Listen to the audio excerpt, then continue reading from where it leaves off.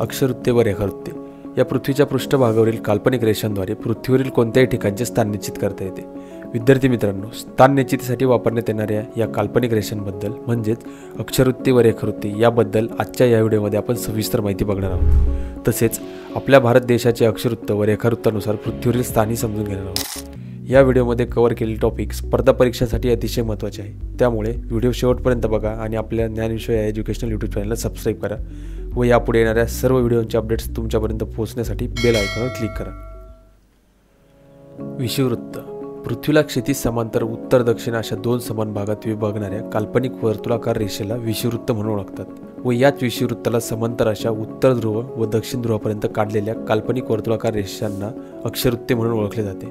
विषुववृत्तापासून उत्तर ध्रुव व दक्षिण ध्रुवाकडे जाताना अक्षरवृत्ते लहान लहान लहान होत जातात। विषुववृत्त हे सर्वात मोठे अक्षरवृत्त म्हणून ओळखले जाते व विषुववृत्ताच्या उत्तरेकडे उत्तर ध्रुवापर्यंत 90 अक्षरवृत्ते आहेत आणि दक्षिणेकडे दक्षिण ध्रुवापर्यंत 90 अक्षरवृत्ते आहेत। म्हणजेच विषुववृत्ताच्या उत्तरेकडे 90 व दक्षिणेकडे 90 अशी मिळून 180 अक्षरवृत्ते व विषुववृत्त हे सर्वात मोठे अक्षरवृत्त मिळून एकूण 181 अक्षरवृत्ते आहेत। रेखावृत्ते पृथ्वीच्या उत्तर ध्रुव व दक्षिण ध्रुवाला जोडणाऱ्या व विषुववृत्ताला काटकोनात छेदून जाणाऱ्या काल्पनिक वर्तुळाकार रेषांना रेखावृत्त म्हणून ओळखले जाते।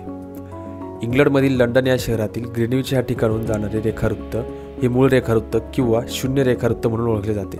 या शून्य अंश रेखावृत्ताच्या पूर्वेस 180 व पश्चिमेस 180 अशी एकूण 360 रेखावृत्ते मानली गेली आहेत। गोलार्ध ज्या प्रकारे स्थान निश्चितीसाठी रेखावृत्ते व अक्षरवृत्ते यांचा उपयोग केला जातो, त्याच प्रकारे गोलार्ध ही संज्ञा ही स्थान निश्चितीमध्ये अतिशय महत्त्वाचे योगदान देते।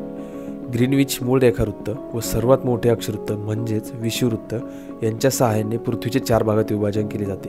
त्या 4 भागांना गोलार्ध म्हणून ओळखले जाते। 1 उत्तर पूर्व गोलार्ध, 2 उत्तर पश्चिम गोलार्ध, 3 दक्षिण पूर्व गोलार्ध, 4 दक्षिण पश्चिम गोलार्ध। ग्रीनविच मूळ रेखावृत्ताच्या पूर्वेकडील भागास पूर्व गोलार्ध म्हणून ओळखतात, तसेच विषुववृत्ताच्या उत्तरेकडील भागास उत्तर गोलार्ध म्हणून ओळखले जाते। म्हणजेच मूळ रेखावृत्ताच्या पूर्वेकडील भागास व विषुववृत्ताच्या उत्तरेकडील भागास एकत्रित उत्तर पूर्व गोलार्ध म्हणून ओळखतात। तसेच मूळ रेखावृत्ताच्या पश्चिमेकडील भागास व विषुववृत्ताच्या उत्तरेकडील भागास एकत्रित उत्तर पश्चिम गोलार्ध म्हणून ओळखतात। याच्याच उलट विषुववृत्ताच्या दक्षिणेकडील 2 गोलार्धांना दक्षिण पूर्व गोलार्ध व दक्षिण पश्चिम गोलार्ध म्हणून संबोधतात। विद्यार्थी मित्रांनो, तुम्हाला रेखावृत्त, अक्षरवृत्त व गोलार्ध या भौगोलिक कन्सेप्ट समजले असतीलच। चला तर मग याच रेखावृत्त, अक्षरवृत्त व गोलार्धाच्या सहाय्याने आपण भारत देशाचे पृथ्वीवरील स्थान व विस्तार समजून घेऊया। गोलार्धानुसार पृथ्वीवरील भारताचे स्थान हे उत्तर पूर्व गोलार्धात येते आणि अक्षरवृत्ते व रेखावृत्ते विस्तार बघितल्यास भारताचा अक्षरवृत्ती विस्तार हा 8 अंश 4 मिनिटे उत्तर अक्षांश ते 37 अंश 6 मिनिटे उत्तर अक्षांश या दरम्यान आहे व रेखावृत्ती विस्तार हा 68 अंश 7 मिनिटे पूर्व रेखांश ते 97 अंश 25 मिनिटे पूर्व रेखांश या दरम्यान आहे।